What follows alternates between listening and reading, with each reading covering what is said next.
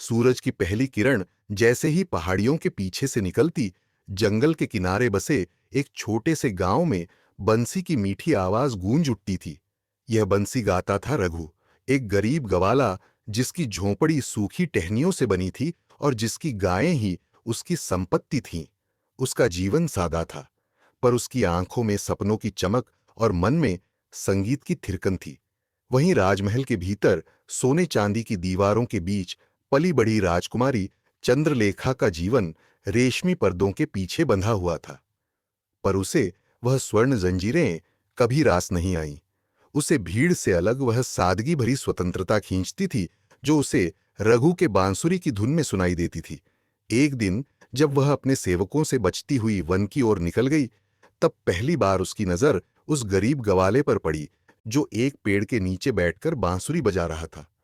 उसके सुरों में कुछ ऐसा था जो उसे बांध ले गया, बिना नाम बिना पहचान के सीधे आत्मा से आत्मा तक। उस दिन के बाद राजकुमारी ने बहाने बनाने शुरू कर दिए, कभी वन की सैर का, कभी फूल चुनने का। पर असल में वह रघु की धुनों की ओर खिंचती चली जाती। रघु को भी धीरे धीरे यह एहसास होने लगा कि जिस लड़की से वह बातें करता है वह कोई साधारण ग्रामीण नहीं, बल्कि राज्य की राजकुमारी है। लेकिन उसका मन डर गया, क्योंकि वह जानता था कि राजा की बेटी और एक गरीब गवाले का मिलन इस समाज में स्वीकार्य नहीं। पर दिल के भाव कब किसी व्यवस्था की इजाजत से आते हैं। राजकुमारी ने अपने सारे डर को छोड़कर रघु से कह दिया कि वह उसके बिना नहीं रह सकती। रघु ने उसे समझाने की बहुत कोशिश की, पर जब प्रेम अपनी गहराई में उतरता है तब कोई तर्क, कोई मर्यादा उसे रोक नहीं सकती। उन्होंने छुपकर मिलना शुरू किया, पर राजमहल की दीवारें जितनी ऊंची होती हैं, उनके साए उतने ही लंबे होते हैं। एक दिन सच्चाई सामने आ ही गई। राजा क्रोधित हुआ और रघु को मृत्यु दंड देने का आदेश दे दिया गया। चंद्रलेखा चीख पड़ी। उसने पिता के आगे गिरकर विनती की, लेकिन राजा ने साफ कह दिया कि एक गवाले से प्रेम करने वाली लड़की अब उसकी बेटी नहीं। चंद्रलेखा ने अपने गहने और ताज त्याग कर कहा, अगर रघु मरेगा तो उसकी प्रेमिका भी राजमहल में नहीं जिएगी। राजा हतप्रभ रह गया, लेकिन समाज का डर, कुल की मर्यादा उसके निर्णय को बदलने नहीं दे रही थी। तभी नगर के विद्वान, पुजारी और कुछ पुरानी योद्धा आगे आए और बोले, महाराज, रघु ने राजकुमारी को धोखा नहीं दिया। उसने उसका आदर किया, उसकी मर्यादा रखी और प्रेम में कभी स्वार्थ नहीं रखा। क्या ऐसा व्यक्ति मृत्यु का पात्र है या सम्मान का? राजा ने पहली बार अपनी बेटी की आंखों में वह ज्योति देखी जो उसके सिंहासन में नहीं, एक गवाले की सच्चाई में चमक रही थी। राजा ने रघु को क्षमा कर दिया, पर शर्त रखी कि अगर वह वास्तव में योग्य है तो बिना किसी संपत्ति के, बिना किसी सैनिक शक्ति के, वह अपने कर्म से यह सिद्ध करे कि वह राज्य की रक्षा करने लायक है। रघु ने बिना विरोध के सब स्वीकार कर लिया और उसी दिन से गांव-गांव जाकर लोगों की सेवा, कृषि और शिक्षा का काम शुरू किया। वर्षों लगे, पर अंततः उसका नाम हर जन में श्रद्धा से लिया जाने लगा। राजा ने स्वयं उसे वापस बुलाया और चंद्रलेखा का हाथ उसके हाथ में रखकर कहा, अब तुम केवल मेरी बेटी के प्रेमी नहीं, इस राज्य के हितैषी हो।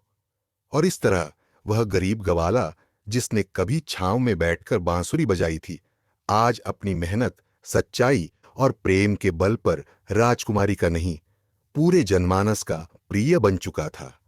उनके प्रेम की वह कहानी बांसुरी की तान की तरह जंगलों, गांवों और नगरों में अब भी गूंजती है, सच्चाई, प्रेम और धैर्य की अमर मिसाल बनकर। राजकुमारी चंद्रलेखा और रघु की शादी एक भव्य आयोजन के बजाय एक साधारण, आत्मीय रस्मों में संपन्न हुई, जिसमें न शाही तामझाम था, न दिखावा, बस गांव के लोग, मिट्टी की सौंधी महक और प्रेम की सच्ची उपस्थिति थी। राजकुमारी ने रेशमी वस्त्र छोड़कर वही ग्रामीण वेश धारण कर लिया और रघु के साथ उसी झोंपड़ी में रहने लगी जहां कभी बांसुरी की तान गूंजा करती थी। दोनों ने मिलकर उस गांव को ही नहीं, आसपास के कई गांवों को भी बदल दिया। उन्होंने हर गरीब को शिक्षा दिलवाई, महिलाओं के लिए स्वावलंबन के मार्ग खोले और छोटी छोटी चीजों से लोगों के जीवन को ऊंचा उठाया। राजा, जो कभी इस प्रेम को कलंक मानता था, अब गर्व से कहता था, मेरी बेटी ने अपने प्रेम से वह कर दिखाया जो मैंने तलवारों से भी नहीं कर पाया। धीरे धीरे रघु को जननायक कहा जाने लगा और चंद्रलेखा जनमाता के रूप में पूजी जाने लगी। रघु अब भी बांसुरी बजाता था, पर उसकी तान अब केवल प्रेम की नहीं बल्कि एक नए समाज के पुनर्निर्माण की प्रेरणा बन चुकी थी। दोनों ने राजमहल लौटने से इनकार कर दिया, क्योंकि उनका महल अब लोगों के दिलों में था और उनका राज्य उस हर व्यक्ति में जीवित था जो प्रेम, समर्पण और सेवा में विश्वास करता था। सालों बाद जब रघु और चंद्रलेखा बहुत वृद्ध हो गए, तब एक आखिरी बार वे दोनों उसी पुराने पीपल के पेड़ के नीचे बैठे जहां पहली बार उनकी नजरें मिली थीं।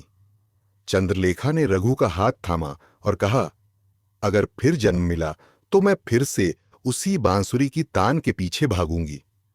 रघु ने मुस्कुराकर बांसुरी को होठों से लगाया और आखिरी तान बजाई, धीमी, कोमल और अमर। अगले दिन सूरज उगा, पर वह पेड़ के नीचे केवल दो शांत देहें थीं, जिनका जीवन भले समाप्त हुआ, पर जिनकी कहानी हर उस दिल में जीवित हो गई जो सच्चे प्रेम को जानता है।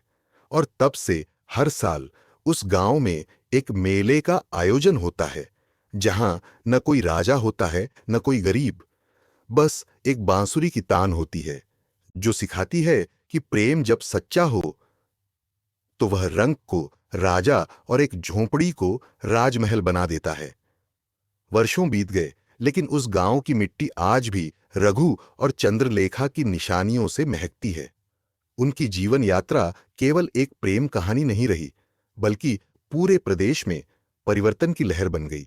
उनकी शिक्षा और सेवा से उठे बीजों ने कई युवा जननायकों को जन्म दिया, जिन्होंने उसी सोच को आगे बढ़ाया कि सच्चा राज वह है जहां राजा और रंक में कोई भेद न हो और प्रेम सबसे बड़ी सत्ता हो।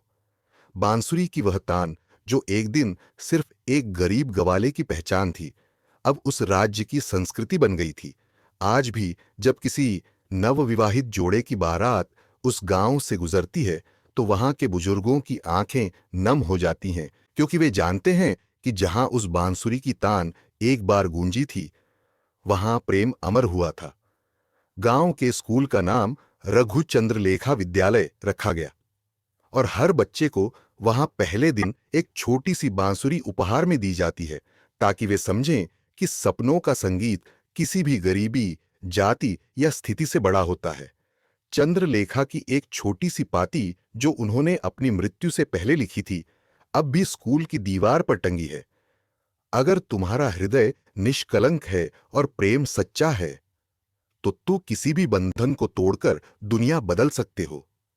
उनकी इस बात ने न जाने कितनों को प्रेरित किया और वह गांव जो कभी अनजान और उपेक्षित था, अब एक तीर्थ जैसा बन गया, जहां लोग आकर नमन करते हैं प्रेम की उस अमर गाथा को, जिसने राजकुमारी और गवाले की सीमाओं को लांघकर जीवन को एक नई परिभाषा दी। यह कहानी आज भी सिखाती है कि असली विरासत महल नहीं, बल्कि वो जीवन होता है जो दूसरों के लिए जिया गया हो। समय के साथ वह गांव, जहां एक गरीब गवाले और राजकुमारी की प्रेम गाथा जन्मी थी, अब प्रेमपुर के नाम से जाना जाने लगा।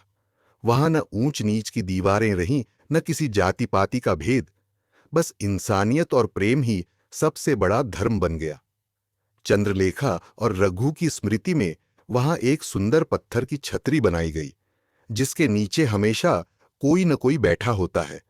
कभी कोई बांसुरी बजाता है, तो कभी कोई अपने जीवन की उलझनों को हल करने की प्रेरणा वहीं से ढूंढता है। उस छतरी की दीवारों पर खुदे हुए शब्द आज भी आने वालों को ठहरकर सोचने को मजबूर कर देते हैं। जहां प्रेम होता है, वहां मार्ग खुद बन जाता है। एक बार एक विदेशी विद्वान उस गांव में आया और जब उसने इस कथा को सुना तो हैरान रह गया। उसने पूछा, क्या सच में एक राजकुमारी ने सब कुछ त्याग दिया था एक गवाले के लिए? गांव के एक वृद्ध ने मुस्कुराकर कहा, त्याग नहीं किया था बेटा, उसने पाया था एक ऐसा जीवन जिसमें रेशमी वस्त्रों से ज्यादा मूल्य सादगी और सच्चाई का था। वह विद्वान लौटकर अपनी किताबों में इस प्रेम गाथा को दर्ज कर गया और वर्षों बाद वह कहानी दुनिया भर के पाठ्यक्रमों में पढ़ाई जाने लगी, प्रेम की शिक्षा के रूप में, सच्चाई की मिसाल के रूप में और इस बात की गवाही के रूप में कि सच्चा प्यार न जन्म पूछता है न संपत्ति, वो बस आत्मा से आत्मा तक पहुंचता है।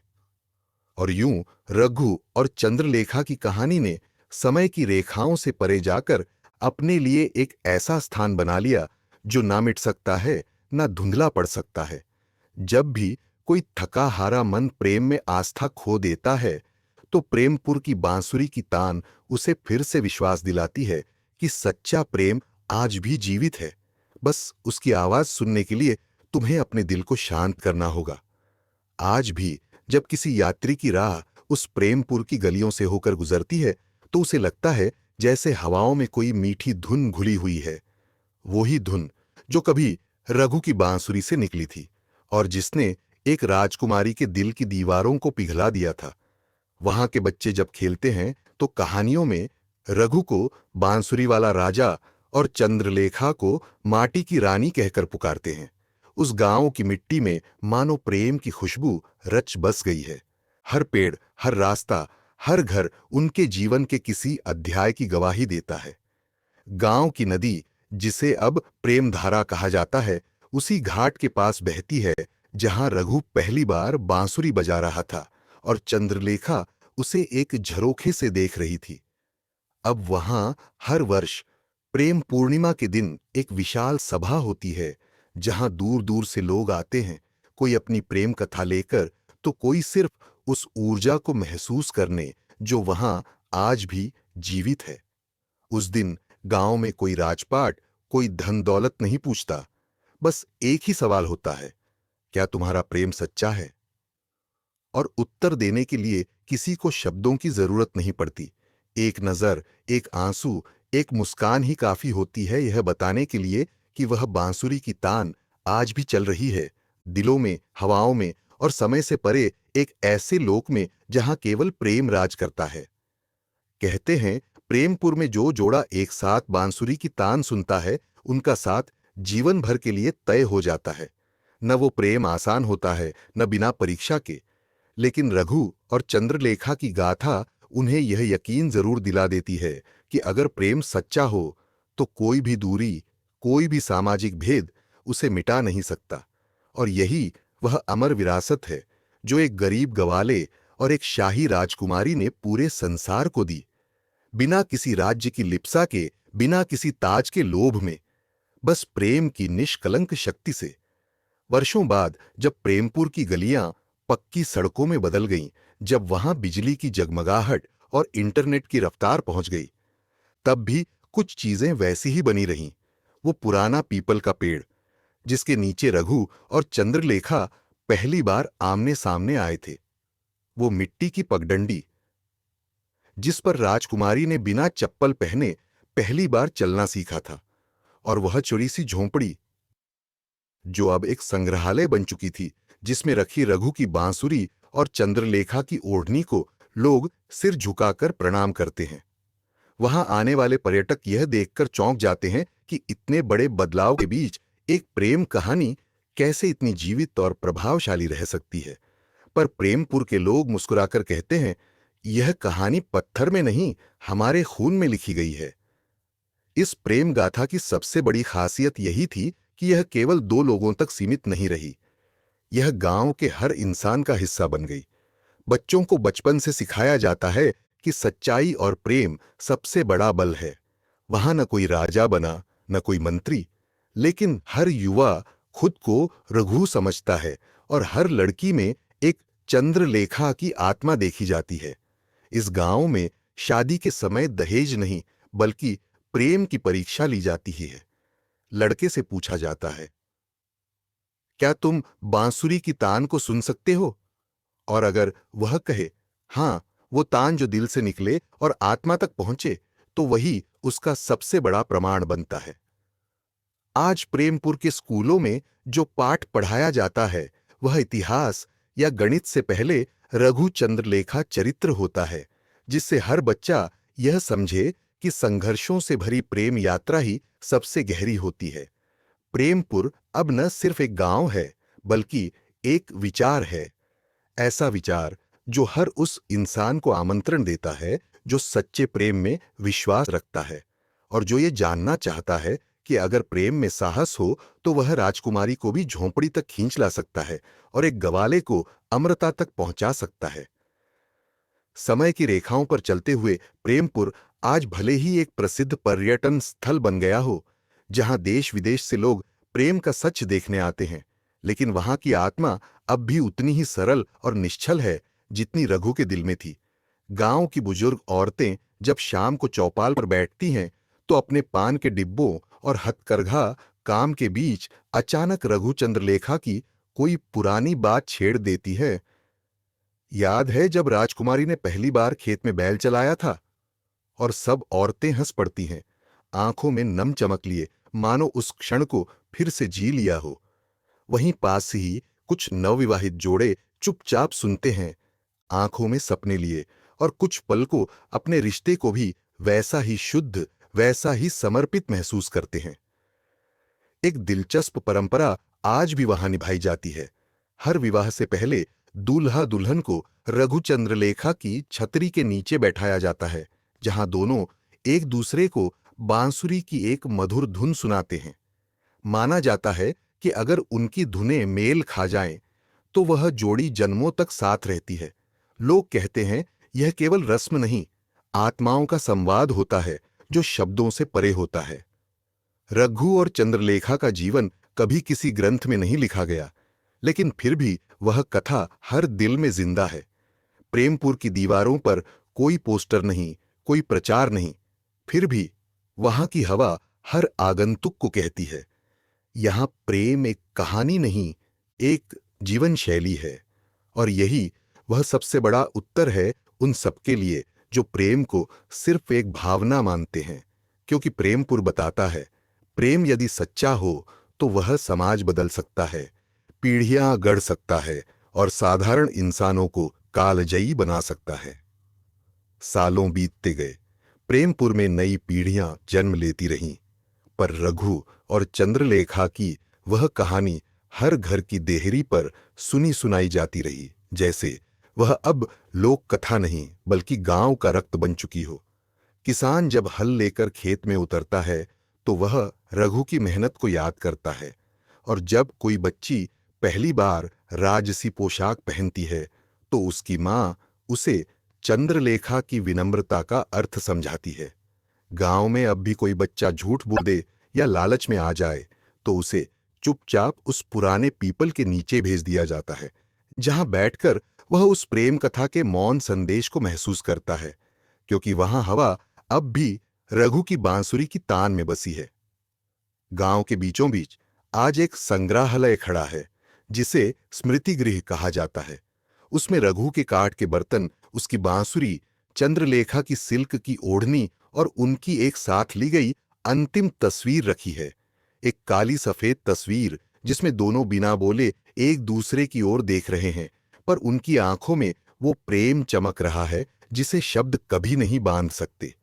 दूर दूर से लोग आकर उस तस्वीर के सामने कुछ देर चुपचाप खड़े रहते हैं, जैसे वहां खड़े होकर उनके दिल की कोई अनकही बात समझ ली जाती हो।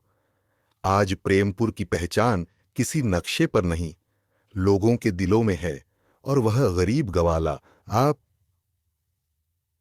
जिसके पास न दौलत थी न कोई ऊंचा नाम, वह समय की सीमाओं को लांघकर अमर हो गया। और वह राजकुमारी जिसने महलों को छोड़कर प्रेम का रास्ता चुना, वह हर उस लड़की की प्रेरणा बन गई जो सपनों से नहीं, साहस से जीना चाहती है।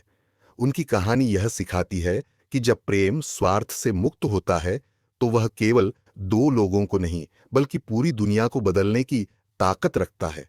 यही कारण है कि प्रेमपुर की हवा में अब भी वो मिठास है, वो सच्चाई है और वो अटूट विश्वास है कि किसी भी काल में, किसी भी जन्म में रघु और चंद्रलेखा फिर मिलेंगे, शायद नई पहचान में, नए गांव में, पर उसी पुराने प्रेम के साथ। और इस विश्वास ने ही प्रेमपुर को साधारण गांवों से अलग बना दिया है। यहाँ के लोग प्रेम को केवल एक भावना नहीं मानते, बल्कि जीवन का सार समझते हैं।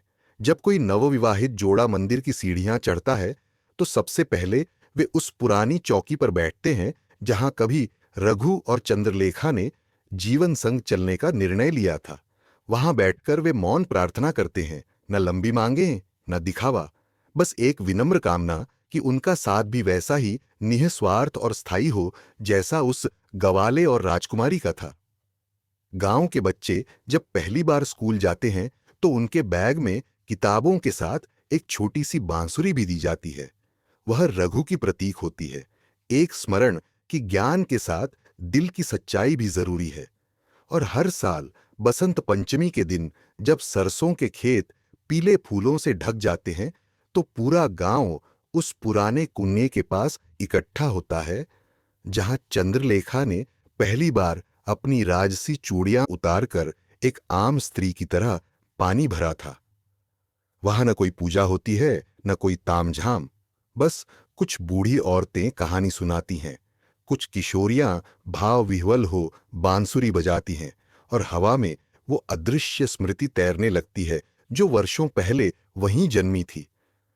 रघु की झोपड़ी अब एक स्मारक है, लेकिन उसकी दीवारों पर चंद्रलेखा ने जो शब्द कभी कोयले से लिखे थे, प्रेम वह नहीं जो पाता है, प्रेम वह है जो देता है, वो अब भी वैसे ही उकेरे हुए हैं जैसे समय उन्हें छू भी न पाया हो।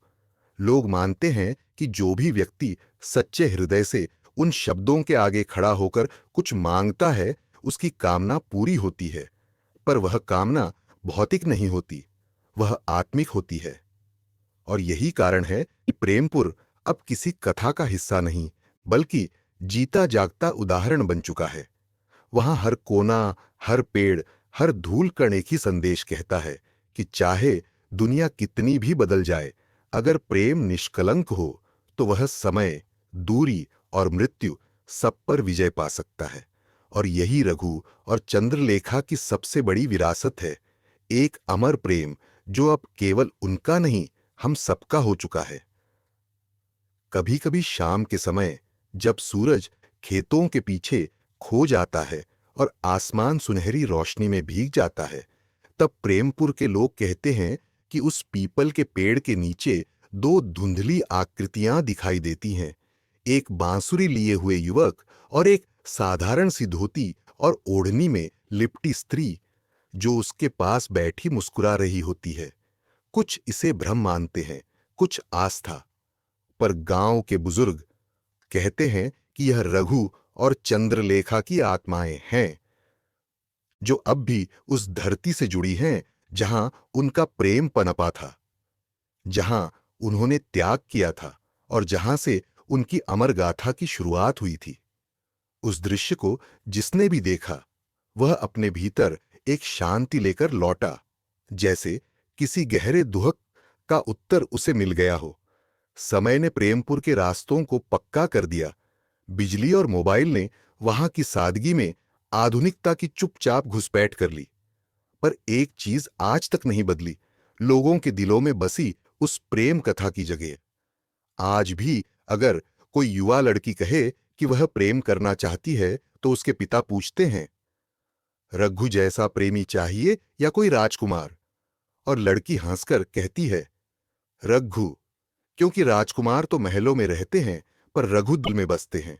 इस तरह एक गरीब गवाले और राजकुमारी की कहानी अब महज किसी लोक कथा की तरह नहीं, बल्कि प्रेम की परिभाषा बन गई है। उन्होंने दिखाया कि जब इंसान जाति, हैसियत और परिस्थिति से ऊपर उठकर केवल मन से किसी को चाहता है, तब वह प्रेम सिर्फ एक भावना नहीं रहता, वह युगों तक जीवित रहने वाला आस्था बन जाता है। इसलिए प्रेमपुर की मिट्टी अब भी उस प्रेम को संजोए हुए है, और वहां की हवा हर आगंतुक के कान में यही कहती है, सच्चा प्रेम करने का साहस रखो, क्योंकि एक बार अगर वह मिल गया तो मृत्यु भी तुम्हें मिटा नहीं सकती। और इसीलिए जब प्रेमपुर में कोई बच्चा जन्म लेता है, तो उसकी झूले की पहली लकड़ी उसी पुराने पीपल के गिरे हुए टहनी से बनाई जाती है जहां कभी रघु अपनी बांसुरी लेकर बैठा करता था। ऐसा मानते हैं कि उस टहनी में प्रेम का आशीर्वाद होता है जो उस नवजात के जीवन को शुभ बनाता है। और जब कोई प्रेमी जोड़ा विवाह करता है तो वे मंदिर से लौटने से पहले उस झोपड़ी में जाकर कुछ क्षण चुपचाप बैठते हैं जहां कभी राजकुमारी ने अपने हाथों से रोटियां बनाकर रघु को खिलाई थीं। उस सन्नाटे में उन्हें रघु और चंद्रलेखा की उपस्थिति महसूस होती है, जैसे वे दो आत्माएं अब इस गांव के प्रेम के प्रहरी बन चुकी हों। वर्षों बाद जब प्रेमपुर में एक पुस्तकालय बना तो वहां सबसे पहला खंड प्रेम को समर्पित किया गया और उसमें बस एक ही पुस्तक रखी गई, गवाले और राजकुमारी की कथा, हाथ से लिखी गई, चित्रों से सजी हुई, जिसे गांव के ही बच्चों ने सजाया था। उस पुस्तक में न नायक है न खलनायक, बस प्रेम है, संघर्ष है और वह अंतहीन प्रतीक्षा जो सच्चे प्रेम की कसौटी बनती है। आज उस पुस्तक को पढ़ने दूर दूर से लोग आते हैं और फिर लौटते समय प्रेमपुर की मिट्टी को माथे से लगाकर विदा लेते हैं। इस प्रेम कथा ने सिर्फ प्रेमपुर को नहीं बदला, बल्कि उन सभी दिलों को बदल दिया है जो इसे सुनते हैं। यह कहानी बताती है कि असली प्रेम न तो दिखावे में होता है न अधिकार में, बल्कि त्याग, धैर्य और सच्चाई में बसता है। रघु ने कभी चंद्रलेखा को पाने की जिद नहीं की और चंद्रलेखा ने कभी अपनी पहचान को रघु पर थोपने की कोशिश नहीं की। उन्होंने एक दूसरे को समझा, स्वीकारा और वही बना उनकी कहानी का अमर आधार। और यही कारण है कि उनकी प्रेम गाथा अब शब्दों से नहीं, हवा से सुनाई देती है।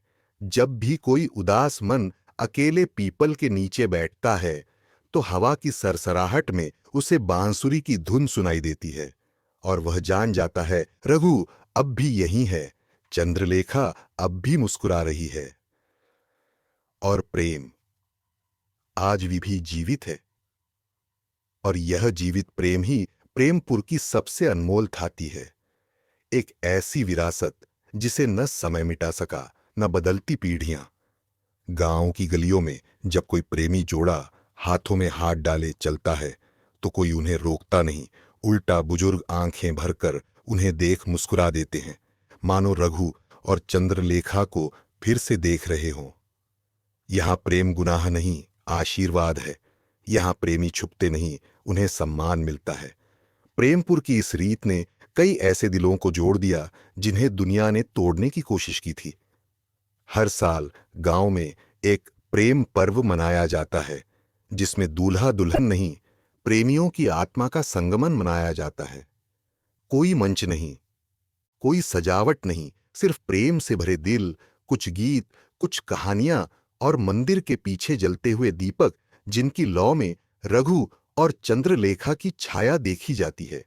उस रात कोई नाचता नहीं, न कोई तालियां बजती हैं, बस हर कोई एकटक उस स्थान को देखता है जहां कभी एक राजकुमारी ने अपने घूंघट को फेंक दिया था और एक गवाले ने अपने स्वाभिमान को प्रेम में विलीन कर दिया था। वो चुप्पी ही सबसे ऊंची गूंज बन जाती है। कहते हैं जब प्रेम किसी स्वार्थ या लालच से मुक्त होता है तब वह ईश्वर की भाषा बन जाता है। रघु और चंद्रलेखा का प्रेम इसी भाषा में लिखा गया था।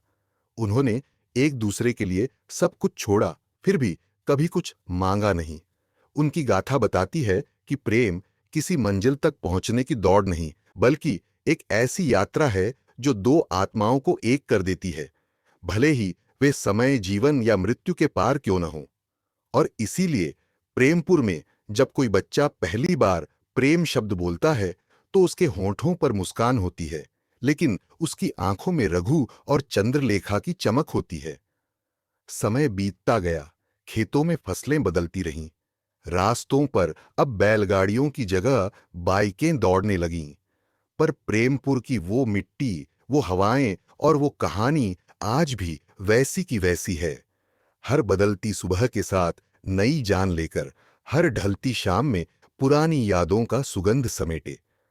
गांव के सबसे बूढ़े बरगद के नीचे अब एक संगमरमर की छोटी सी समाधि है जिस पर कोई नाम नहीं लिखा, बस एक पंक्ति खुदी हुई है, जहां प्रेम हो वहां नाम की जरूरत नहीं होती। लोग फूल चढ़ाते हैं, कुछ मौन बैठते हैं, तो कुछ बस दूर से देख लेते हैं, पर सभी के मन में एक ही छवि बनती है। एक गवाले का सादा मुस्कुराता चेहरा और एक राजकुमारी की झुकी निगाहों में छुपा हुआ संपूर्ण समर्पण। यह कहानी अब सिर्फ एक गांव की नहीं रही, यह उन सभी के लिए दीपक बन गई है जो आज भी सच्चे प्रेम की तलाश में हैं, जो रिश्तों को सिर्फ धन, रूप या रुतबे से नहीं, बल्कि आत्मा से जोड़ते हैं। और जब दुनिया के किसी कोने में कोई प्रेमी अपनी सच्चाई के कारण ठुकरा दिया जाता है, या जब कोई प्रेमिका अपने संस्कारों की दीवारों में कैद होकर भी प्रेम को नहीं छोड़ती, तब रघु और चंद्रलेखा की आत्माएं उनके पास आकर कानों में फुसफुसाती हैं। प्रेम कभी हारता नहीं, बस परीक्षा लेता है। इसलिए प्रेमपुर सिर्फ एक जगह नहीं, बल्कि एक विश्वास बन गया है कि एक गरीब गवाला और एक राजकुमारी भी अमर हो सकते हैं अगर उनका प्रेम सच्चा हो। और इसी विश्वास ने प्रेमपुर को सिर्फ एक गांव नहीं, बल्कि एक प्रतीक बना दिया। ऐसा प्रतीक जहां दीवारों से ऊंचा प्रेम है, जहां जात पात, गरीबी अमीरी और रिवाजों की बेड़ियां प्रेम के आगे बौनी पड़ जाती हैं। दूर दूर से लोग यहां सिर्फ घूमने नहीं, कुछ सीखने आते हैं। कभी एक टूटे दिल को मरहम चाहिए होता है, तो कभी कोई डरपोक प्रेमी हिम्मत की तलाश में आता है। और जब वे पीपल के उस पेड़ के नीचे बैठते हैं जहां रघु ने पहली बार अपनी बांसुरी पर चंद्रलेखा का नाम फूंका था, तो ऐसा लगता है जैसे पेड़ की शाखाओं से कोई अदृश्य शक्ति उन्हें सहला रही हो। उनका मन हल्का हो जाता है और आंखों में उम्मीद की लौ फिर से जल उठती है। यहां अब कोई रघु नहीं, न कोई चंद्रलेखा, पर उनकी कहानी हर चेहरे, हर नजर, हर सांस में जिंदा है। बच्चे उस कहानी को स्कूल की किताबों से नहीं, अपनी दादी नानी की आंखों की चमक से सीखते हैं। प्रेमपुर के मेले में अब भी एक बांसुरी वाला आता है, जिसकी धुन सुनकर लोग कहते हैं, लगता है रघु फिर लौट आया। और मंदिर के पीछे हर पूर्णिमा की रात को एक सफेद ओढ़नी किसी ने वहां रख दी होती है। कभी पता नहीं चलता कौन लाता है, पर हर कोई जानता है कि वह चंद्रलेखा की आत्मा की निशानी है। इस तरह एक गवाले और राजकुमारी की कथा वक्त की धूल से कभी धुंधली नहीं होती, बल्कि हर बीते पल के साथ और भी चमकने लगती है। क्योंकि यह सिर्फ एक प्रेम कथा नहीं थी, ये वो जादू थी जिसने लोगों को बदल दिया, समाज को झुकाया और प्रेम को धर्म से ऊपर रखा। और जब तक कोई दिल प्रेम की सच्चाई में धड़कता रहेगा, तब तक प्रेमपुर की वो धुन, वो ओढ़नी और वो समाधि जीवित रहेगी, याद दिलाने के लिए कि एक गरीब गवाला और एक राजकुमारी ने मिलकर प्रेम को अमृता दी थी। आज भी जब प्रेमपुर की हवाओं में हल्की सी बांसुरी की धुन गूंजती है, तो लगता है जैसे रघु की आत्मा कहीं पास ही है, खेतों की सरसराती हरियाली के बीच, उस नदी के किनारे जिसे चंद्रलेखा चुपचाप निहारा करती थी। गांव की नई पीढ़ी भले मोबाइल और इंटरनेट की दुनिया में खो गई हो, पर जब वे गांव के मेले में रघु और चंद्रलेखा की झांकी देखते हैं, तो एक अजीब सी खामोशी उनके मन में उतरती है, जैसे कोई उन्हें बिना कहे सिखा रहा हो कि प्रेम दिखाने की नहीं, निभाने की चीज है। बुजुर्ग अब भी हर शुक्रवार उस पीपल के नीचे बैठकर वही कथा दोहराते हैं, और हर बार जब वे उस हिस्से तक पहुंचते हैं जहां चंद्रलेखा ने अपने प्रेम के लिए महल छोड़ दिया था, तो उनकी आंखें भीग जाती हैं और आसपास बैठे बच्चों की आंखें टिकी रह जाती हैं, मानो वे खुद उस दृश्य का हिस्सा बन गए हों। यह कहानी किताबों के पन्नों में नहीं, दिलों में जिंदा है। हर उस दिल में जिसने कभी सच्चे प्रेम का सपना देखा हो, चाहे पूरा हुआ हो या अधूरा ही रह गया हो। प्रेमपुर की वो रातें आज भी वही हैं जहां चांदनी की रोशनी में खेतों पर चंद्रलेखा की छवि उभरती है, और दूर कहीं कोई गड़हरिया अपनी बांसुरी से वही पुरानी धुन छेड़ देता है। यह कहानी कभी खत्म नहीं होती, यह हर उस दिल में पलती रहती है जो बिना किसी डर के, बिना किसी शर्त के बस प्रेम करना चाहता है, जैसे एक गवाले ने किया था और एक राजकुमारी ने अपनाया था। और जब कभी कोई युवा जोड़ा प्रेमपुर की सीमाओं में कदम रखता है, तो अनजाने ही उनके कदम उस कच्चे रास्ते की ओर मुड़ जाते हैं जहां रघु कभी अपनी गायें लेकर जाया करता था और चंद्रलेखा उसकी राह निहारती थी।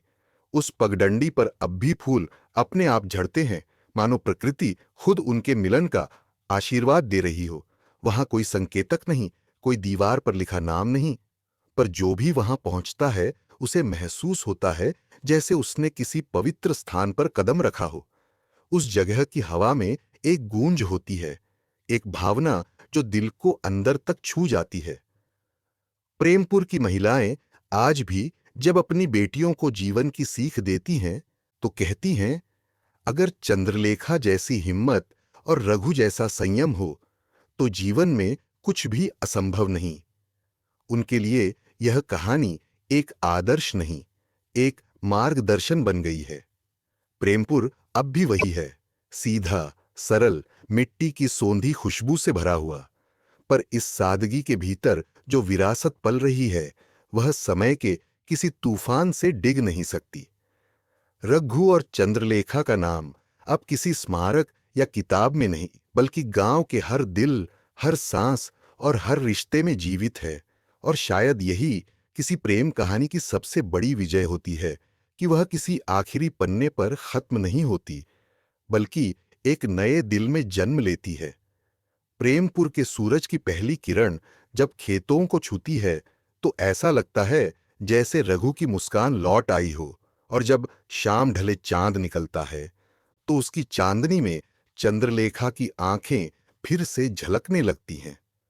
और इस तरह वह कहानी, वो प्रेम, वो आत्मा कभी नहीं थमती, बस आगे बढ़ती रहती है, नए युगों की ओर, नए दिलों की ओर। वक़्त चाहे जितना भी आगे बढ़ जाए, पर कुछ कहानियां मिट्टी में ऐसे घुल जाती हैं जैसे बारिश के बाद धरती में समाया पहला कतरा, जो दिखता नहीं पर उसकी खुशबू हर सांस में बस जाती है। प्रेमपुर की यही कहानी अब लोकगीत बन गई है, जिसे गांव की युवतियां शादी ब्याह के गीतों में गाती हैं और बूढ़े गवाले अपनी बांसुरी में ढालकर चरवाहों को सिखाते हैं। ये गीत अब सिर्फ रघु और चंद्रलेखा की स्मृति नहीं, बल्कि प्रेम की परिभाषा बन गए हैं। सिखाते हैं कि सच्चा प्रेम वो नहीं जो सबके सामने दिखाया जाए, बल्कि वो होता है जो हर परिस्थिति में मौन रहकर भी अडिग बना रहे। कई बार जब कोई बुजुर्ग शख्स अपने बीते दिनों की बात करता है तो उसकी आंखों में एक चमक होती है। वो कहता है, हमने वो समय देखा है जब राजकुमारी ने अपने पांव में बिछुए नहीं, खेत की धूल को गहना बना लिया था, जब एक गवाले ने अपनी बांसुरी की आवाज से एक रियासत का ताज हिला दिया था। और फिर एक लंबा मौन छा जाता है, जैसे उस प्रेम की गरिमा के आगे शब्द भी नतमस्तक हो जाएं। प्रेमपुर की रातें जब पूर्णिमा के चांद से जगमगाती हैं तो कई दिल चुपचाप उस पीपल के नीचे बैठते हैं जहां कभी वो दो आत्माएं बिना कुछ कहे सब कुछ कह जाया करती थीं। शायद आज भी कहीं उनकी परछाइयां वहीं बैठी हों, एक दूजे के पास, चुप, शांत और पूरी तरह संतुष्ट। क्योंकि प्रेम को पाने से ज्यादा निभाना महान होता है, और रघु और चंद्रलेखा ने इसे जीकर दिखाया था। यही कारण है कि प्रेमपुर अब कोई भूगोलिक स्थान नहीं, बल्कि वो भावना है जहां प्रेम की सच्चाई सांस लेती है, हर युग, हर दिल और हर कहानी में। और जब कभी बारिश की पहली बूंद प्रेमपुर की सूखी धरती को छूती है तो गांव के बुजुर्ग चुपचाप आसमान की ओर देख मुस्कुरा उठते हैं, मानो रघु की बांसुरी की वह पहली धुन फिर से बादलों में घुल गई हो। खेतों की मेड़ पर बैठी लड़कियां अपने सपनों में चंद्रलेखा को ढूंढती हैं, वो राजकुमारी जिसने न तो सोने की पालकी मांगी, न ही महलों का वैभव, बस एक सच्चा दिल चाहा जो उसकी आत्मा को पहचान सके। और गांव का हर गवाला जब अपनी बांसुरी को होठों से लगाता है तो उसकी आंखें बंद हो जाती हैं। शायद वह रघु नहीं, पर रघु का सपना जरूर है। कभी कभी गांव की रातों में जब सब सो जाते हैं तो पहाड़ी के पीछे से धीमी धीमी बांसुरी की आवाज आती है। कोई नहीं जानता वो कौन बजा रहा है, पर हर दिल जानता है कि वो रघु की आत्मा है, जो आज भी अपनी राजकुमारी के लिए वही धुन छेड़े बैठा है। कई प्रेमी जोड़े जिन्होंने अपने परिवारों या समाज के डर से एक दूजे का साथ छोड़ दिया था, जब इस गांव में आते हैं तो उस धुन को सुनकर भीतर कुछ टूटकर फिर से जुड़ने लगता है। मानो रघु और चंद्रलेखा की प्रेम गाथा अब औरों की अधूरी कहानियों को पूरा करने आई हो। इस तरह प्रेमपुर अब सिर्फ एक गांव नहीं, एक दर्पण है, जिसमें हर वो प्रेम झलकता है जो सच्चा हो, निस्वार्थ हो और अडिग हो। और जब तक धरती पर प्रेम की तलाश रहेगी, तब तक यह कहानी, यह गांव और वह धुन लोगों के मन में जीवित रहेगी, चुपचाप पर अमिट। और समय के इस बहते दरिया में जब नई पीढ़ियां पुराने किस्सों को कहानी कहकर हंसी में उड़ाना चाहती हैं, तब प्रेमपुर की फिजाओं में बसती वो पुरानी बांसुरी की धुन उन्हें अचानक ठहरने पर मजबूर कर देती है। कोई पुराना चौकीदार, कोई हल चलाता किसान या कोई चरवाहा जब रघु चंद्रलेखा की कथा को अपनी आंखों में संजोकर सुनाता है, तो सुनने वालों के भीतर भी कुछ कांप जाता है। शायद कोई बीता सपना, कोई छूटा प्रेम या को अधूरी चाह। उस पल में ऐसा लगता है जैसे रघु और चंद्रलेखा अब नाम नहीं, एक विश्वास बन चुके हैं कि चाहे दुनिया कितना भी बदल जाए, सच्चा प्रेम आज भी जिंदा है, सांस लेता है और अपने वक्त का इंतजार करता है। गांव के स्कूल की दीवारों पर अब बच्चों ने रघु और चंद्रलेखा की रंगीन चित्रकारी बना दी है, जिनमें राजकुमारी शाही वस्त्रों की जगह खेतों की साड़ी पहने मुस्कुरा रही है और गवाला उसे घास के फूलों की माला पहना रहा है। ये चित्र इस बात का प्रमाण है कि अगली पीढ़ी ने भले किताबें बदल दी हों, लेकिन दिलों में वही प्रेम लिखा है, उसी स्याही से जो कभी आंसुओं से बनी थी और कभी उम्मीदों से। और शायद यही इस प्रेम कथा की सबसे गहरी बात है कि यह कहानी कहानी नहीं, एक जीवन है जो किसी भी दिल में पनप सकता है, बस अगर उसमें रघु जैसी सादगी हो और चंद्रलेखा जैसी निष्ठा।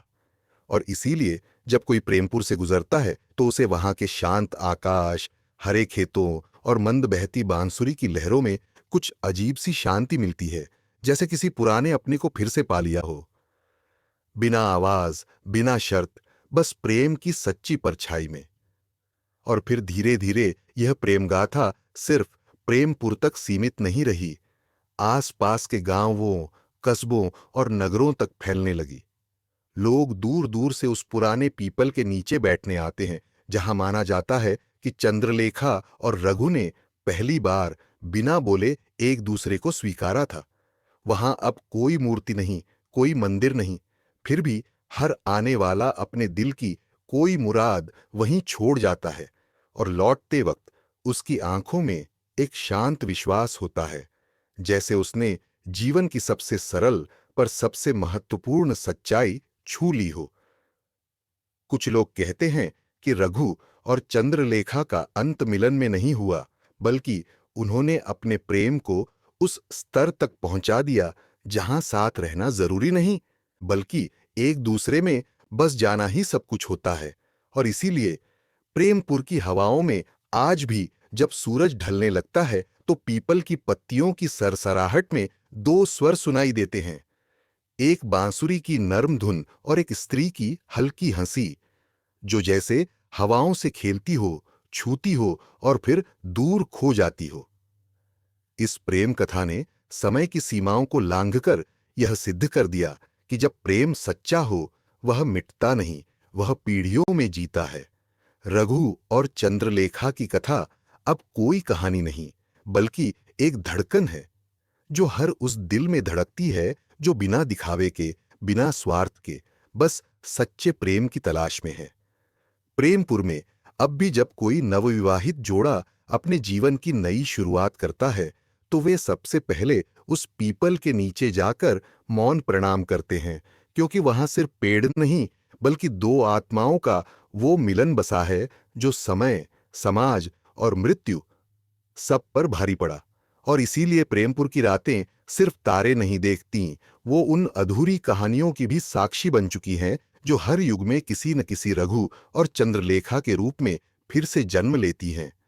गांव के उस पुराने कुएं के पास जब युवतियां अपने घड़े भरने जाती हैं, तो अक्सर उनमें से कोई एक बांसुरी की धुन गुनगुना देती है, जैसे दिल में छिपे किसी अनकहे प्रेम की पुकार हो। और वही गूंज फिर आसपास के खेतों, हवाओं और बंजर पगडंडियों से टकराकर लौटती है, कभी रघु की आवाज बनकर तो कभी चंद्रलेखा की। अब गांव में कोई राजकुमारी नहीं और शायद कोई गवाला भी नहीं, पर उस प्रेम की गंध हर कोने में जिंदा है। हर बार जब कोई किसी को बिना मांगे समझता है, जब कोई बिना दिखावे के किसी के लिए कुछ कर जाता है, जब कोई प्रेम को पाने की बजाय निभाने को बड़ा समझता है, तो लगता है जैसे रघु फिर किसी देहाती के रूप में लौट आया हो और चंद्रलेखा किसी साधारण लड़की के रूप में। गांव की पुरानी दीवारें, मिट्टी की महक और शाम की लालिमा सब मिलकर जैसे हर दिन उस कहानी को फिर से दोहराते हैं। रघु और चंद्रलेखा का प्रेम कोई परिकथा नहीं, वो एक सीख है कि सच्चा प्रेम महलों या राजसी ठाठ से नहीं, बल्कि सादगी, त्याग और समर्पण से जन्म लेता है। और जो प्रेम इस धरती पर इतने विश्वास से जिया गया हो, वो कभी खत्म नहीं होता। वो अगली सांस में, अगली धड़कन में, अगली आंखों में फिर से जन्म लेता है। प्रेमपुर आज भी बस इसलिए जीवित है क्योंकि वहां प्रेम एक कहानी नहीं, एक परंपरा है। और शायद यही वजह है कि प्रेमपुर में जन्म लेने वाला हर बच्चा, चाहे वह किसान का बेटा हो या लोहार की बेटी, अपने पहले शब्दों के साथ ही रघु और चंद्रलेखा की कहानी सुनता है। यह कोई पाठ्य पुस्तक की सीख नहीं होती, यह होती है दादी नानी की गोदी में सोते हुए उन धड़कनों की कहानी जो बिना बोले बच्चों के मन में उतर जाती है। बड़े होते होते जब वे भी प्रेम को अपने जीवन में महसूस करने लगते हैं, तो अनजाने ही रघु जैसी सरलता और चंद्रलेखा जैसी गहराई ढूंढने लगते हैं। उन्हें यह एहसास तब होता है जब वे किसी के लिए बिना कारण मुस्कुरा उठते हैं या किसी के दुख में चुपचाप साथ हो जाते हैं। तब उन्हें समझ आता है कि यही वो प्रेम है जो पीढ़ियों से यहां सांस ले रहा है। आज भी जब गांव में कोई प्रेम पत्र लिखा जाता है, वह चिट्ठी किसी मोबाइल में नहीं, बल्कि पुराने पत्तों, फूलों या बांसुरी की लहरों में छुपकर पहुंचाई जाती है। और जब कोई प्रेमी पहली बार अपने प्रेम को स्वीकारता है, तो अक्सर वह उस पीपल के नीचे जाकर आंखें बंद करके बस एक सांस भरता है, जैसे रघु और चंद्रलेखा की आत्माएं वहां अब भी आशीर्वाद देने खड़ी हों। समय के साथ बहुत कुछ बदला, रास्ते पक्के हो गए, लोग शहरों को चले गए, तकनीक आ गई, लेकिन प्रेमपुर में जो नहीं बदला, वह था प्रेम का वो रूप जो बिना मांगे, बिना चाहत के, सिर्फ समर्पण के रूप में जिया जाता रहा। और जब कभी कोई थका हुआ दिल इस गांव की मिट्टी पर अपना बोझ उतारता है, तो उसे ऐसा लगता है मानो किसी ने उसके सिर पर हाथ रख दिया हो, न चूम कर, न बांध कर, बस समझ कर। यही रघु और चंद्रलेखा की विरासत है, वो विरासत जिसे कोई शासन नहीं मिटा सकता, जिसे कोई युद्ध नहीं छीन सकता और जिसे कोई समय नहीं भुला सकता, क्योंकि सच्चा प्रेम वो बस एक बार नहीं होता, वो बार बार जन्म लेता है, हर उस दिल में जो उसे समझने की ताकत रखता है। और यूं ही समय की धूल के साथ ढंकी हुई इस प्रेम कथा की जड़ें और गहरी होती गईं। प्रेमपुर में जब पहली बारिश की बूंदें गिरती हैं, तो गांव की मिट्टी से एक खास खुशबू उठती है, जैसे रघु के पसीने और चंद्रलेखा की चूड़ियों की सुगंध आपस में घुल गई हो। लोग मानते हैं कि पहली बारिश की वह खुशबू उन दोनों के मिलन की निशानी है, और तभी तो बरसात की पहली शाम गांव की औरतें अपने दरवाजों पर दिया जलाकर घंटों बैठी रहती हैं, मानो किसी पुराने वादे की लौ को बुझने नहीं देना चाहती। अब जब कोई यात्री, कोई लेखक या कलाकार उस गांव में आता है, तो वो वहां किसी बस्ती की तस्वीर नहीं खींचता, वो उस एहसास को महसूस करता है जो हर सांस में समाया है, कई बार देखा गया है कि कोई अनजान यात्री पीपल के नीचे बैठा बैठा रोने लगता है, और जब उससे कारण पूछा जाता है तो वह सिर्फ एक ही बात कहता है, ऐसा लगा जैसे कोई मुझे बहुत पहले से जानता है, मेरे दिल की बात बिना कहे सुन रहा है। यही है उस प्रेम की ताकत, जो वक्त से परे, जुबान से परे, जीवन से परे जाकर भी लोगों को छूता है। कहते हैं, प्रेम की सबसे सुंदर अभिव्यक्ति वह होती है जो शब्दों में नहीं आती, और रघु तथा चंद्रलेखा की कहानी यही सिखाती है। उनका प्रेम एक संपूर्ण समर्पण था, जिसमें ना कोई वादा था, ना कोई मांग, सिर्फ एक चुपचाप बहता हुआ रिश्ता जो आज भी उस गांव की हवाओं में जिंदा है। कई बार जब रात को गांव में बिजली नहीं होती और अंधेरे में सिर्फ जुगनुओं की रोशनी टिमटिमाती है, तब बच्चे अपनी माँओं से कहते हैं, माँ, देखो ना, वो चंद्रलेखा है ना, वो जुगनू पकड़ने आई है रघु के लिए। और माँ मुस्कुरा देती है, क्योंकि वह जानती है कि यह सिर्फ कल्पना नहीं, बल्कि उस प्रेम की विरासत है जो अब गांव की नसों में खून बनकर बह रही है। और इस तरह प्रेमपुर का हर कोना, हर आवाज, हर छाया मानो रघु और चंद्रलेखा की कहानी का एक जीवित अंश बन चुका है। जब रात गहराती है और दूर कहीं कोई बांसुरी की धुन हवा में बहती है, तो बूढ़े बुजुर्ग बरामदे में बैठकर एक दूसरे की तरफ देखकर धीमे से सिर हिलाते हैं, जैसे कह रहे हों, लो, रघु आज भी आया है अपनी चंद्रलेखा से मिलने। और जब फूलों की खुशबू बिना मौसम के महकने लगे, तो गांव की नवविवाहित कन्याएं आसमान की ओर देखकर आंखें मूंद लेती हैं, मानो कोई अज्ञात आशीर्वाद उनकी मांग में चुपचाप उतर रहा हो। रघु और चंद्रलेखा का प्रेम इस गांव में किसी किताब के पन्नों तक सीमित नहीं रहा। वो एक संस्कृति बन गया है, एक आस्था जिसे कोई तर्क छू नहीं सकता। लोग कहते हैं कि अगर किसी का दिल टूटा हो या कोई प्रेम में हारा हुआ हो, तो उसे एक बार प्रेमपुर जरूर जाना चाहिए, क्योंकि यहां आकर न केवल दिल जुड़ते हैं, बल्कि आत्माएं फिर से मुस्कुराना सीखती हैं।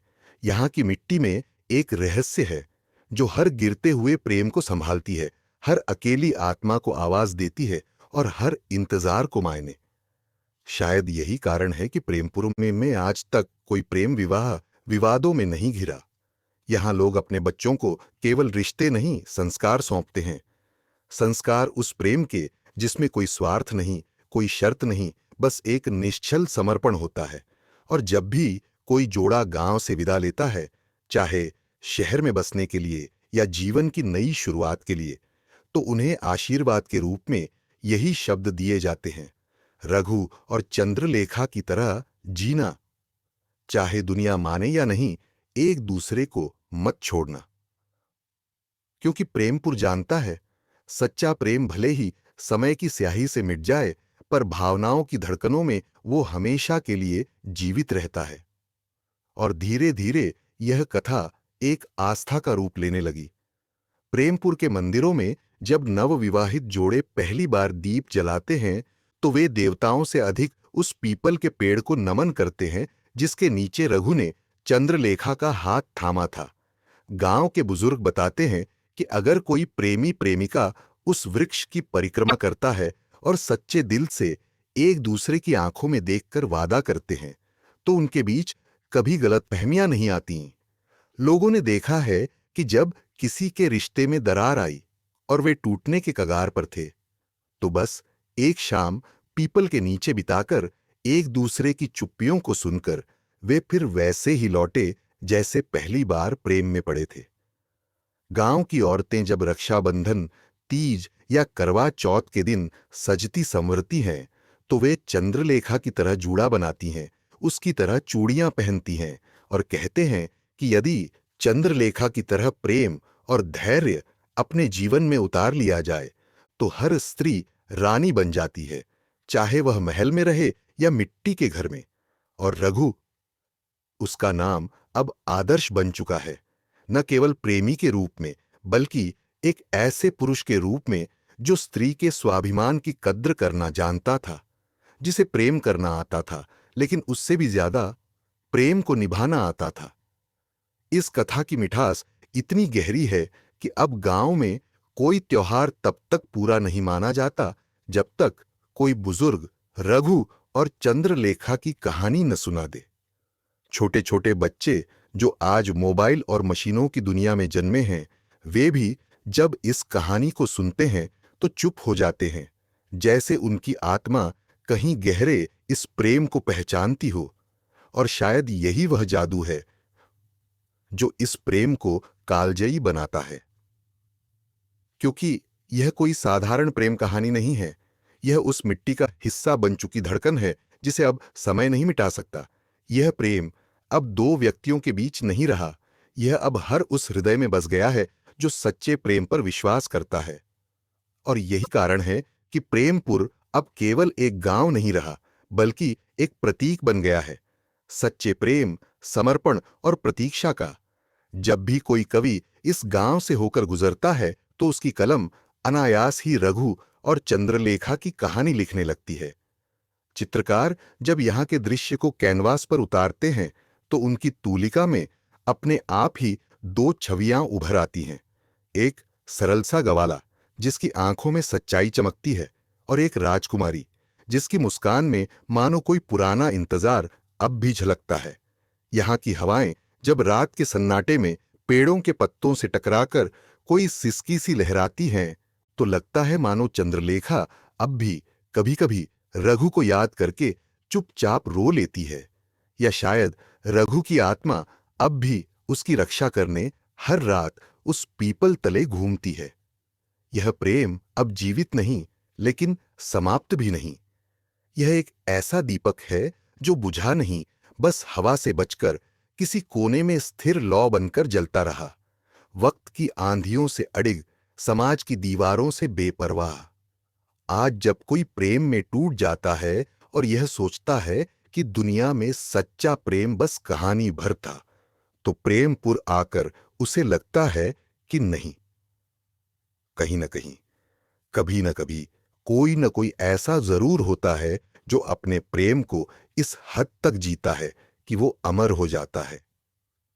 रघु और चंद्रलेखा की कहानी हमें सिखाती है कि प्रेम केवल पा लेने का नाम नहीं, बल्कि उसे हर हाल में संजोने का नाम है।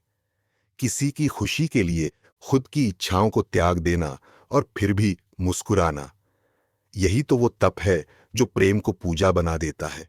और इसीलिए आज भी जब प्रेमपुर में कोई नवयुवक पहली बार प्रेम में पड़ता है तो उसके दोस्तों की पहली सलाह होती है, अगर सच में दिल से चाहता है तो एक बार उस पीपल के नीचे जाकर बैठा, क्योंकि वह पीपल अब सिर्फ पेड़ नहीं रहा, वह एक मंदिर है जहां प्रेम की आत्मा आज भी सांस लेती है। और वर्षों बीत जाने के बाद भी जब कोई राज परिवार प्रेमपुर की यात्रा पर आता है तो वे रघु की झोपड़ी के अवशेषों को देखकर कुछ पल मौन खड़े रहते हैं। वह स्थान अब किसी इमारत या राजाज्ञा का हिस्सा नहीं, बल्कि सच्चे प्रेम का तीर्थ बन चुका है। वहां एक छोटा सा पत्थर है जिस पर अब काई जमी है, लेकिन कहा जाता है कि वही वह जगह थी जहां रघु बैठकर अपनी बांसुरी बजाया करता था और चंद्रलेखा चुपचाप खिड़की की ओट से सुनती रहती थी। अब वहां कोई आवाज नहीं आती, पर जो सच्चे दिल से सुनना जानता हो उसे वह बांसुरी आज भी सुनाई देती है। गांव के युवा जब विवाह के लिए किसी को चुनते हैं तो वे केवल रूप या कुल नहीं देखते, वे यह सोचते हैं कि क्या वह व्यक्ति उनके साथ वैसा ही प्रेम निभा सकेगा जैसा रघु ने किया। और जब कोई स्त्री अपने पति से नाराज होती है तो वह पीपल की छाया में बैठकर आंखें मूंद लेती है और मन ही मन चंद्रलेखा को याद करती है। फिर उसे अपने भीतर ही समाधान मिल जाता है, क्योंकि रघु और चंद्रलेखा की कथा अब केवल कहानी नहीं रही, वह अब उस चेतना में घुल चुकी है जो हर रिश्ते को दिशा देती है, हर टूटन को थामती है। इसीलिए प्रेमपुर में कोई मंदिर सबसे बड़ा नहीं कहलाता, न कोई राजा सबसे महान माना जाता है। यहां जो सबसे ऊंचा है वह है वो निश्चल प्रेम जो कभी एक गवाले और राजकुमारी के बीच जन्मा था। वो प्रेम जिसने भेद मिटाए, जिसने परंपराओं को चुनौती दी, जिसने दिलों को जोड़ना सिखाया और जिसने बिना किसी क्रांति के समाज की सोच बदल दी। और जब कोई बूढ़ा किसान अपनी पोती को गोद में लेकर यह कहानी सुनाता है तो वह अंत में यही कहता है, बेटी, तू अगर कभी किसी से प्रेम करे तो रघु जैसा कर और चंद्रलेखा की तरह निभा। क्योंकि जब दुनिया थक जाएगी तर्कों से, जब रिश्ते खो देंगे अपनी भाषा, तब केवल यही प्रेम उन्हें फिर से जीवित करेगा, शब्दों से नहीं, भावना से। और जब समय की परतों ने कई पीढ़ियां बदल दी, तब भी रघु और चंद्रलेखा की प्रेम गाथा वैसी ही ताजा रही जैसे बस कल की ही बात हो। गांव के स्कूल में जब बच्चे इतिहास नहीं पढ़ना चाहते, तब अध्यापक उन्हें रघु चंद्रलेखा की कथा सुनाते हैं और फिर वे बच्चे घंटों चुपचाप बैठ जाते हैं, आंखों में चमक लिए, जैसे उन्होंने किसी जादू को छू लिया हो। यह कहानी अब किताबों में नहीं, बाई लोगों की स्मृतियों में जीवित है। गांव की दीवारों पर रंगोली या चित्र बनाने वाले कलाकार अब देवी देवताओं के साथ एक सादा किसान और एक घूंघट में लिपटी राजकुमारी का चित्र भी बनाते हैं और नीचे छोटा सा लिख देते हैं, सच्चा प्रेम अमर होता है। राजमहल के पिछवाड़े बने उस पुराने कुएं पर आज भी लोग जल लेने जाते हैं, जहां चंद्रलेखा कभी अपनी सहेलियों संग पानी भरने आई थी और पहली बार रघु को देखा था। वहां आज एक संगमरमर की पट्टिका लगी है जिस पर खुदे शब्द हैं, जहां पहली दृष्टि ने भविष्य की दिशा बदली थी। लोग उन शब्दों को हाथ लगाकर आंखों से लगाते हैं, जैसे किसी आशीर्वाद को छू लिया हो। प्रेमपुर अब किसी नक्शे की सीमाओं में नहीं समाता, क्योंकि वह अब भावना में बसता है, उनके भीतर, जो दिल से प्रेम करते हैं या प्रेम की चाह रखते हैं। और आज भी अगर कोई राह भटका प्रेमी अपने सवालों के जवाब तलाशता हुआ इस गांव में चला आए, तो उसे कोई दिशा दिखाने की जरूरत नहीं होती। उसकी आंखें उसे खुद ब खुद उस पीपल के नीचे ले जाती हैं, उस कुएं के पास बैठा देती हैं और वह प्रेम की उस खामोश उपस्थिति को महसूस कर लेता है जिसे अब शब्दों की जरूरत नहीं। रघु और चंद्रलेखा का प्रेम आज भले ही देह में ना हो, पर वह हर सांस में जीवित है, हर आंसू में पवित्र और हर उम्मीद में स्थायी। यही वह आखिरी सच है जो समय से परे है, कि सच्चा प्रेम कभी खत्म नहीं होता। वह बस अलग रूप में हमेशा हमारे पास रहता है। बस महसूस करने वालों की आंखें चाहिए। और जब रात के सन्नाटे में गांव की गलियों से हल्की हवा गुजरती है, तो पुराने बुजुर्ग कहते हैं कि उस हवा में रघु की बांसुरी की गूंज अब भी बहती है। कई बार नई दुल्हनें शादी के बाद जब पहली बार पीपल के नीचे दिया जलाने जाती हैं, तो उन्हें ऐसा लगता है जैसे किसी ने उनकी ओढ़नी को हल्के से छू लिया हो, एक अदृश्य आशीर्वाद जो समय के पार से आया हो। लोग कहते हैं कि रघु की आत्मा अब उस पीपल में बसती है और चंद्रलेखा की स्मृति हर फूल में महक बनकर बसी हुई है। प्रेमपुर के त्योहारों में जब युवतियां गीत गाती हैं, तो एक विशेष गीत अब भी गाया जाता है। राजमहल की रानी थी, देहात में दिल दे आई थी, और पूरा गांव मौन होकर उस गीत को सुनता है, जैसे वे किसी अज्ञात चमत्कार को महसूस कर रहे हों। राज्य के बाहर से आने वाले पर्यटक जब पहली बार प्रेमपुर पहुंचते हैं, तो उन्हें यह एक आम सा गांव लगता है। कच्चे रास्ते, मिट्टी की महक, छोटे खेत और सादा जीवन। पर जैसे ही वे उस पीपल के पेड़ के नीचे बैठते हैं, कुछ ऐसा होता है जिसे वे समझा नहीं पाते।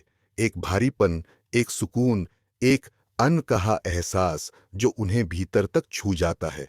और तभी वे महसूस करते हैं कि ये स्थान कोई साधारण जगह नहीं, बल्कि वह धरती है जिसने एक गवाले के प्रेम को इतना पवित्र बना दिया कि वो कालजयी हो गया।